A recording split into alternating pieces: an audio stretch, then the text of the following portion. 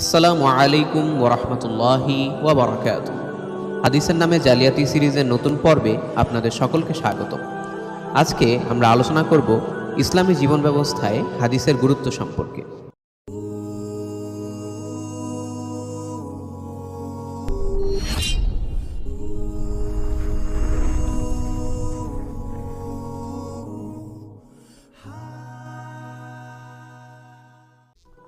ইসলামী জীবন ব্যবস্থায় হাদিসের গুরুত্বের বিষয়টি আলোচনা বাধ্যতা নিষ্প্রয়োজনীয়। কোরআন কারীমের অনেক নির্দেশ, রাসূল সাল্লাল্লাহু আলাইহি ওয়াসাল্লাম এর অগণিত নির্দেশ ও সাহাবীগণের কর্মপদ্ধতি সন্দেহাতীতভাবে প্রমাণ করে যে হাদিস ইসলামী জীবন ব্যবস্থার দ্বিতীয় উৎস ও ভিত্তি। বস্তুত মুসলিম উম্মাহর সকল যুগের সকল মানুষ এ বিষয়ে একমত। সাহাবীগণের যুগ থেকে শুরু করে সকল যুগে হাদিস শিক্ষা, সংকলন, ব্যাখ্যা এবং হাদিসের আলোকে মানব জীবন পরিচালিত করার প্রচেষ্টা অব্যাহত রয়েছে। এভাবে গড়ে উঠেছে হাদিস বিষয়ক সুবিশাল জ্ঞান ভাণ্ডার।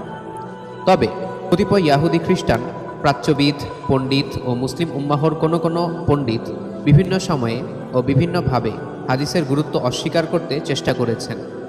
তাদের বক্তব্যের পক্ষে উপস্থাপিত দলিলসমূহকে আমরা চার ভাগে ভাগ করতে পারি। ১. কোরআন কারীমের কিছু আয়াতের আলোকে দাবি করা যে কোরআনেই সব কিছুর বর্ণনা রয়েছে, কাজেই হাদিস নিষ্প্রয়োজনীয়। ২.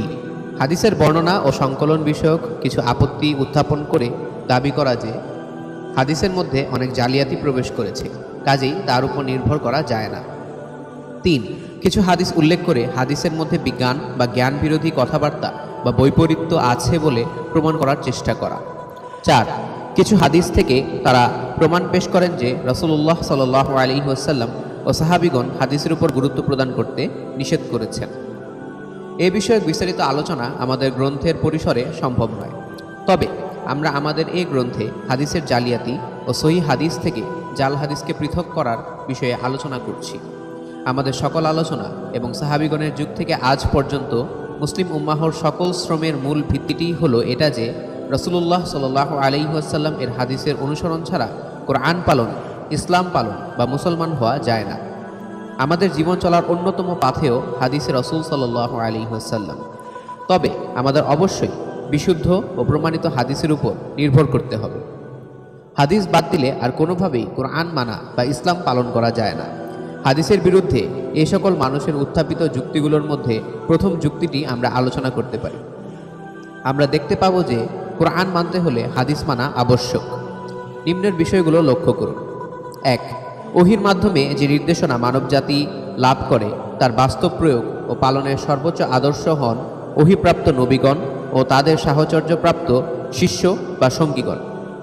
তাদের জীবনাদর্শই মূলত অন্যদের জন্য ওহীর অনুসরণ ও পালনের একমাত্র চালিকা শক্তি। এজন্য সকল সম্প্রদায়ের মানুষেরা ধর্মপ্রচারক ও তার শিষ্য প্রেরিত বা সহচরদের জীবন, কর্ম ও আদর্শকে ধর্ম পালনের মূল উৎসরূপে সংরক্ষণ ও শিক্ষা দান করেন। আর রাসূল সাল্লাল্লাহু আলাইহি ওয়াসাল্লাম এর জীবন, কর্ম, ত্যাগ, ধৈর্য, মানব প্রেম, আল্লাহর ভয়, সত্যের পথে আপোষহীনতা ইত্যাদি হাদিস ছাড়া জানা সম্ভব নয়। একজন মুসলমানকে হাদিস থেকে বিচ্ছিন্ন করার অর্থই হলো তাকে রাসূলুল্লাহ সাল্লাল্লাহু আলাইহি ওয়াসাল্লাম এর বাস্তব জীবন থেকে বিচ্ছিন্ন করে ফেলা। এতে অতি সহজেই তাকে কোরআন থেকে এবং ইসলাম থেকে বিচ্ছিন্ন করে ফেলা সম্ভব হয়। ২. হাদিসের উপর নির্ভর না করলে কোরআন এর পরিচয় লাভ কোনোভাবেই সম্ভব নয়। মুহাম্মদ সাল্লাল্লাহু আলাইহি ওয়াসাল্লাম এর জীবন, পরিচয়, বিশ্বস্ততা, সততা, নবুয়ত ইত্যাদি কোনো তথ্যই হাদিসের মাধ্যমে ছাড়া জানা সম্ভব নয়। তিনি কিভাবে কোরআন লাভ করলেন, শিক্ষা দিলেন, সংকলন করলেন ইত্যাদি কোনো কিছুই হাদিসের তথ্যাদি ছাড়া জানা সম্ভব নয়। ৩. হাদিসের উপর নির্ভর না করলে কোরআন মানাও সম্ভব নয়। কোরআন কারীমে সকল কিছুর বর্ণনা রয়েছে, কিন্তু তা সবই শুধুমাত্র মূলনীতি বা প্রাথমিক নির্দেশনা রূপে। কোরআন কারীমের অধিকাংশ নির্দেশই প্রাথমিক নির্দেশ, ব্যাখ্যা ছাড়া যেগুলো পালন করা অসম্ভব। ইসলামের সর্বোচ্চ ও সর্বশ্রেষ্ঠ কর্ম সালাত বা নামাজ। কোরআন কারীমে শতাধিক স্থানে সালাতের নির্দেশ দেওয়া হয়েছে, কিন্তু সালাতের পদ্ধতি ব্যাখ্যা করা হয়নি। বিভিন্ন স্থানে রুকু করার ও সাজদা করার নির্দেশ দেওয়া হয়েছে। বলা হয়েছে যেভাবে তোমাদেরকে সালাত শিখিয়েছি সেভাবে সালাত আদায় করো, কিন্তু কোরআন কারীমে কোথাও সালাতের এ পদ্ধতিটি শেখানো হয়নি। সালাত বা নামাজ কি কখন তা আদায় করতে হবে, কখন কত রাকাত আদায় করতে হবে, প্রত্যেক রাকাত কি পদ্ধতিতে আদায় করতে হবে, প্রত্যেক রাকাতে কোরআন পাঠ কিভাবে হবে, রুকু কয়টি হবে, সাজদা কয়টি হবে, কিভাবে রুকু ও সাজদা আদায় করতে হবে ইত্যাদি কোনো কিছুই কোরআনে শিক্ষা দেওয়া হয়নি। কোরআনের সর্বশ্রেষ্ঠ নির্দেশকে আমরা কোনোভাবেই হাদিসের উপর নির্ভর না করে আদায় করতে পারছি না। এভাবে কোরআন কারিমের অধিকাংশ নির্দেশই হাদিসের ব্যাখ্যা ছাড়া পালন করা সম্ভব নয়। 4, কোরআন কারিমে কিছু নির্দেশ বাহ্যত পরস্পর বিরোধী।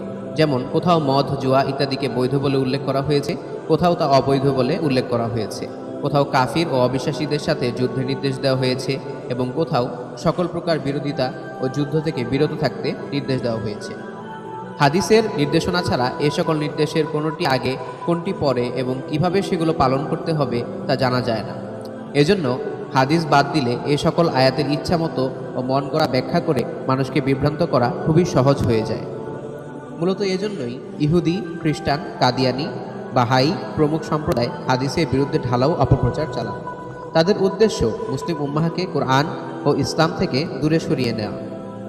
তারাও জানেন যে হাদিসের সাহায্য ছাড়া কোনোভাবেই কোরআন মানা যায় না। শুধুমাত্র সরলপ্রাণ মুসলিমকে ধোঁকা দেওয়ার জন্যই তারা মূলত কোরআনের নাম নেন।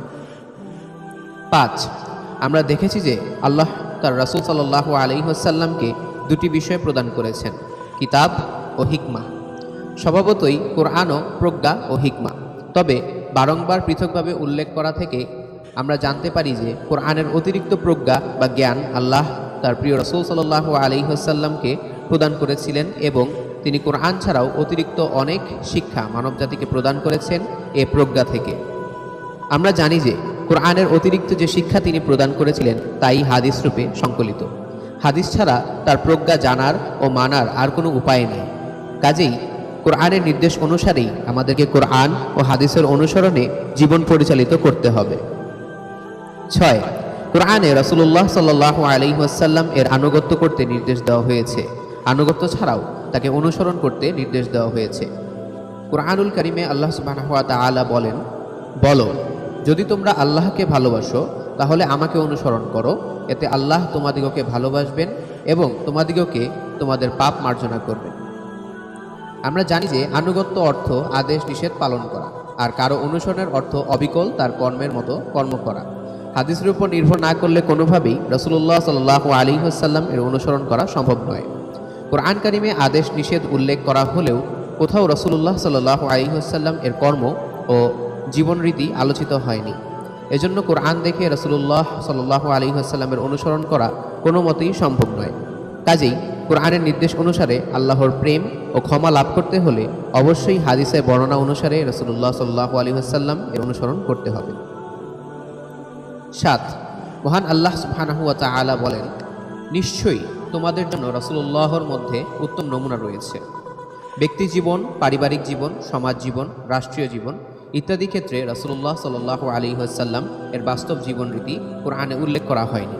এ থেকে আমরা বুঝতে পারি যে কোরআনের নির্দেশে রাসূলুল্লাহ সাল্লাল্লাহু আলাইহি ওয়াসাল্লাম এর জীবন আদর্শ অনুসরণ করতে হলে আমাদেরকে অবশ্যই হাদিসের উপর নির্ভর করতে হবে।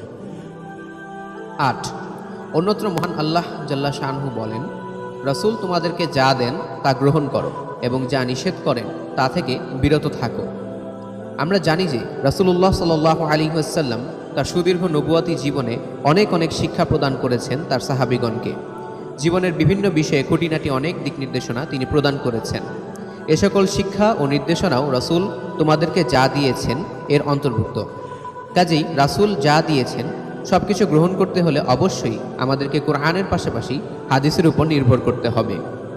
হাদিস সংকলন, লিখন, বর্ণনা ও জালিয়াতি বিষয়ক তাদের অন্যান্য আপত্তির বিষয়ে আমরা এ পুস্তকের অন্যান্য আলোচনা থেকে জানতে পারব। তবে এখানে আমরা বুঝতে পারছি যে কোরআনের নির্দেশনা অনুসারেই আমাদেরকে হাদিসের আলোকে জীবন গঠন করতে হবে। হাদিসের আলোকে রাসূলুল্লাহ সাল্লাল্লাহু আলাইহি ওয়াসাল্লাম এর হুবহু অনুকরণ করতে হবে।